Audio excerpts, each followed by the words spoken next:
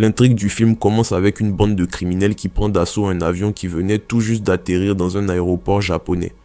Et l'extérieur était en ébullition car une équipe de policiers se tenait prête à les attaquer, tandis que de hautes responsables suivaient tout ce qui se passait instant après instant, alors que tous les passagers étaient assaisis d'une peur intense, à l'exception de Komiko, qui dormait puis s'est réveillée au vacarme, et pendant que l'homme assis à côté d'elle lui demandait de se calmer et de ne pas faire de bruit.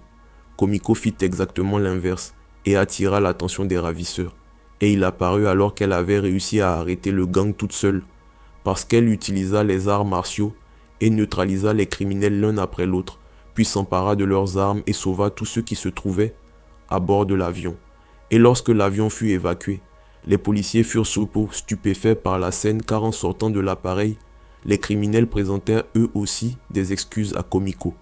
Très vite, cette scène héroïque se répandit à la télévision et Komiko devint extrêmement célèbre dans la ville et tout le monde se mit à la désigner du doigt et à scander son nom, tandis que les médias ne cessèrent de parler d'elle, jusqu'à ce qu'elle se transforme en héroïne nationale. Sa famille l'accueillit comme une reine et la célébra.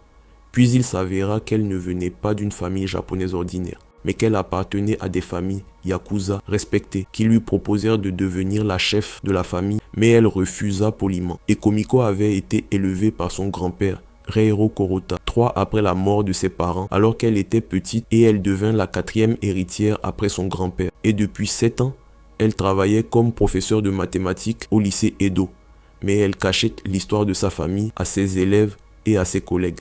Les élèves étaient l'un plus difficile que Komiko ne l'avait prévu, et Komiko resta pourtant solide. Et dans la salle des professeurs, les collègues de Komiko parlèrent de son exploit dans l'avion. Puis le directeur de l'école nommé Jahara entra soudainement et emmena Komiko à l'écart et la mit en garde contre toute démonstration et lui demanda de se concentrer sur son travail pour que personne ne découvre les détails de sa vie. Alors Komiko s'excusa auprès de lui et lui promit de ne pas recommencer. Et à ce moment-là, un enseignant stagiaire nommé Oda Jiri arriva. Et la surprise fut qu'il était l'un des anciens élèves de Komiko dans une autre école. Et elle le reconnut immédiatement, parce qu'il était turbulent et aimait se battre. Et Komiko fut très heureuse de voir que ses élèves avaient réussi dans la vie. Mais elle fut contrariée lorsqu'il lui dit qu'il n'était venu que pour un essai et qu'il n'était toujours pas certain de vouloir devenir professeur ou non. Komiko emmena Oda Jiri pour le présenter à la classe des 3.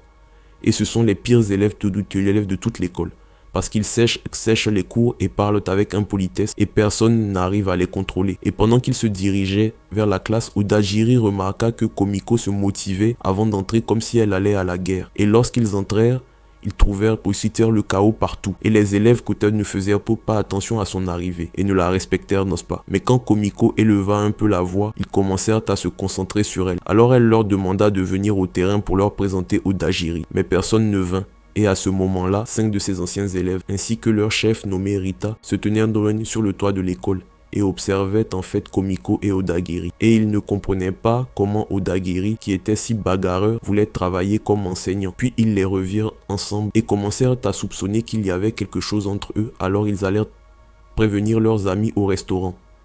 La surprise inattendue eut lieu lorsque Komiko et Oda Jiri allèrent au même restaurant et ils se mirent à plaisanter avec elle et à lui dire qu'il était impossible qu'une femme comme elle attire l'attention d'un homme beau comme Oda Jiri. Et elle faillit les démolir, tant elle était frustrée. Mais Oda Jiri la calma. Alors ils s'assirent dans tous pour manger et rire, et parler de leur vie, après l'obtention du diplôme. Puis ils se rappelèrent un ancien pari, dans lequel ils avaient dit que Komiko ne supporterait pas l'enseignement, et démissionnerait rapidement. Puis ils se rappelèrent comment elle avait gagné le défi, et était restée dans la même école, ce qui émouvit Komiko aux larmes, et elle pleura. Mais ils s'excusèrent auprès d'elle. Et ensuite, il apparut que Rita et ses amis subissaient des menaces d'un gang de motards, appelé le Crâne Noir. Alors Rita décida de les arrêter, et une violente bagarre éclata. Mais il les vainquit, finalement, et ils partirent. Et à la fin de la journée, Komiko invita Oda Jiri chez elle, et le présenta à sa famille, et lui dit qu'elle avait toujours rêvé d'inviter ses élèves à boire quelque chose, mais qu'elle s'était endormie avec eux. Et Oda Jiri resta à parler avec son grand-père de Komiko, et il dit qu'elle pouvait être agaçante parfois, mais qu'il avait beaucoup appris d'elle, parce qu'elle l'avait encouragée et inspirée à travailler dur, et à devenir enseignant comme elle. Le lendemain, Komiko rencontra 2 de ses anciens élèves qui faisaient en partie des plus turbulents, et c'était Takada et Koseki. Et elle fut surprise de voir qu'ils avaient changé de vie et étaient là devenus des gens qui réussissent. Puis elle entendit un meeting électoral d'un homme célèbre dans la technologie nommé Kantaro, et elle fut impressionnée par sa personnalité, parce qu'il ressemblait à son ancien amoureux, et sans réfléchir, elle se précipita vers la scène pour l'encourager et lui déclarer son soutien. Mais son enthousiasme devint excessif. Alors Takada et Koseki la tirèrent au milieu de la foule, et ensuite les événements revinrent à l'école, lorsque le gang du crâne noir arriva pour se venger des élèves qui avaient frappé l'un de leurs hommes la veille, et leur présence attira l'attention de tout le monde, et les élèves sortirent des salles de classe pour regarder, tandis que les professeurs étaient terrorisés, et le directeur Joro dut appeler la police. Et quand le gang vit la police arriver, il décida de se retirer temporairement, mais promit de revenir et de se venger. Le directeur Joro convoqua Rita et ses amis dans son bureau et les réprimanda et leur demanda pourquoi ils étaient intervenus avec le gang du crâne noir. Alors l'un d'eux lui dit qu'ils défendaient leurs camarades parce que le gang les harcelait et essayait de leur prendre de l'argent par la force. Mais Joro ne crut pas ces paroles et Komiko entra alors et confirma que ses élèves disaient à la vérité et qu'elle pouvait distinguer s'ils mentaient ou non et qu'ils avaient réellement défendu leurs camarades. Alors le directeur Joro laissa passer, mais avertit Komiko que si ses élèves causaient encore des problèmes, elle devait démissionner.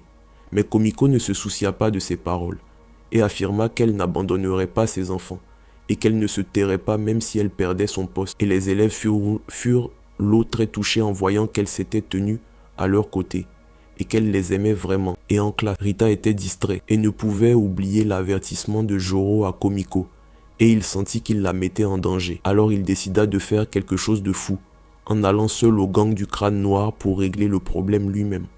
Quand Komiko entra en classe avec Odajiri, elle constata que Rita n'était pas là. Alors les élèves lui racontèrent ce qui s'était passé, et elle leur cria violemment dessus, et leur demanda comment ils avaient laissé leur ami partir seul, sans essayer de l'en empêcher. Puis elle se précipita pour le chercher, tandis que Odajiri affirma aux élèves que s'ils étaient vraiment les amis de Rita, ils devaient quand se tenir à ses côtés et l'aider. Et Rita était déjà arrivée au repère du gang, et les affronta et défia leur chef pour un combat en 1 contre 1.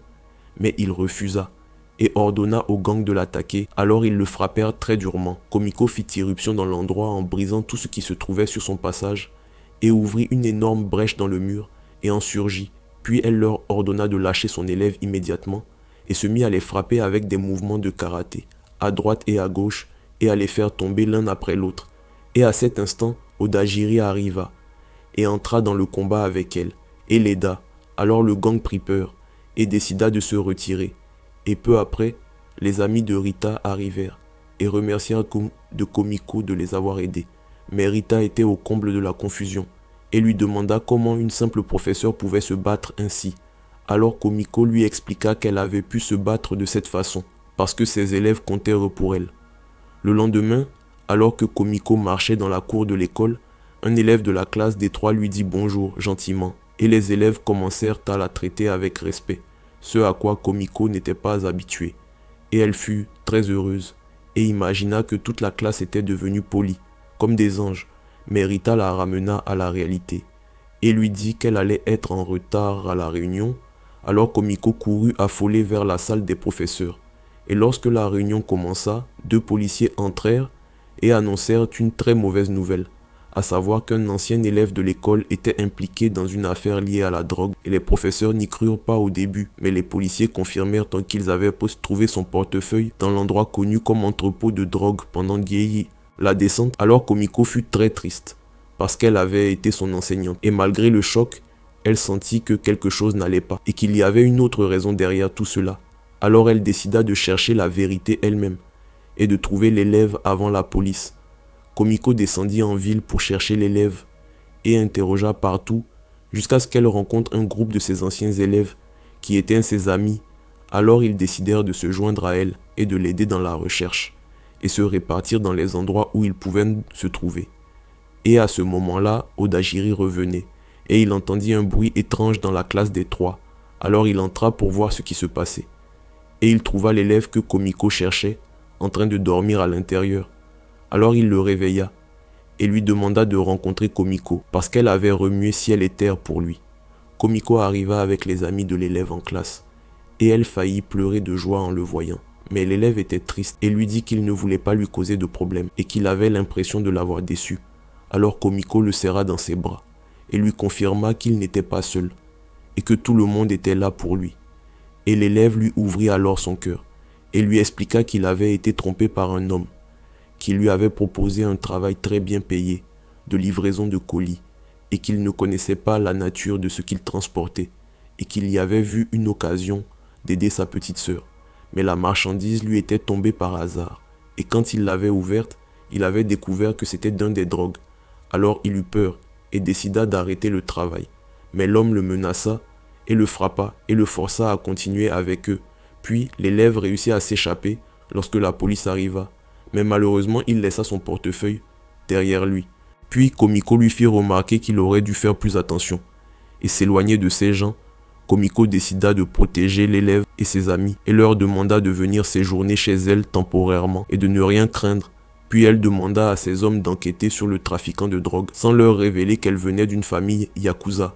Et ils découvrirent, effectivement, que celui qui se trouvait derrière cette affaire était le politicien qui avait impressionné Komiko. Et c'était Kantaro lui-même. Et il était derrière l'implication de l'élève dans le trafic de drogue. Alors Komiko se mit dans une colère noire et annonça qu'elle irait le voir en personne. Et Odajiri avait entendu cela et insista pour l'accompagner. Puis tous deux commencèrent à préparer un plan pour aller au bureau de Kantaro et chercher la moindre preuve contre lui. Surtout qu'il se préparait à y prononcer un discours électoral le lendemain, Komiko apprit que l'élève comptait aller seul chez Kantaro. Alors elle s'inquiéta beaucoup et appela Yamada, qui était avec cet élève, et lui demanda de faire attention. Mais il ne prit pas vraiment ses paroles au sérieux et continua d'observer Kantaro de loin. Alors Komiko décida de les rejoindre. Et avant qu'elle ne bouge, Odagiri apparut soudainement sur une moto et lui demanda de monter avec lui. Et lorsqu'ils arrivèrent au bâtiment, il était très bondé par les préparatifs de la diffusion en direct parce que le discours serait retransmis en direct. Alors Komiko et Odajiri enfilèrent des vêtements de partisans de Kantaro et se fondirent dans la foule pour chercher l'élève et Yamada. Et pendant cela, Komiko rencontra Atsushia Hikaru, qui était l'un de ses anciens élèves et qui travaillait comme assistant caméraman. Alors elle le salua, puis ils continuèrent à chercher, mais les caméras les captèrent et les montrèrent à l'antenne. Et leurs collègues à l'école furent sur Komiko et Odagiri trouvèrent l'entrepôt où se trouvaient les drogues. Et ils y virent l'élève et ses amis ouvrir des caisses contenant des statues. Et il s'avéra que la drogue était cachée à l'intérieur de ces statues. Et soudain, les hommes de Kantaro entrèrent et pointèrent leurs armes sur eux. Mais Komiko apparut derrière eux avec agilité, comme une ninja, et s'abattit sur eux en utilisant tous les arts martiaux qu'elle maîtrisait, et sauva l'élève et les autres. Et pendant ce temps, le discours de Kantaro passait à la télévision, et il promettait de développer la ville s'il était élu. Alors Komiko décida qu'il fallait le démasquer devant tout le monde, puis elle laissa Odajiri garder l'élève et se dirigea vers la scène, et y fit irruption devant le public. Pendant que Kantaro prononçait son discours et lui arracha le micro, tout le monde fut choqué, et ils sortirent de leur téléphone pour filmer ce qui se passait